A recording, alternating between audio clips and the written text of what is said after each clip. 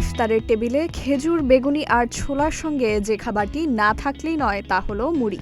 আর সেই মুড়ির সুবাসে ভরপুর কুমিল্লার বরুড়া উপজেলার লক্ষ্মীপুর গ্রাম, যা সবার কাছে পরিচিত মুড়ির গ্রাম নামে।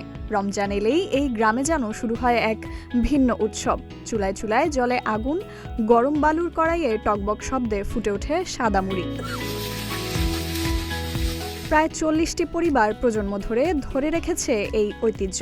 ভোর থেকে রাত পর্যন্ত নারীরা চাল ভাজেন, পুরুষরা তার চাল নিতে ঝেড়ে পরিষ্কার করে বস্তাবন্দি করেন। প্রতিদিন প্রায় ২৭০০ কেজি মুড়ি তৈরি হয় এখানে, যা ছড়িয়ে পড়ে কুমিল্লা ছাড়িয়ে নোয়াখালী, ব্রাহ্মণবাড়িয়া, চট্টগ্রাম ও ঢাকার বাজারে।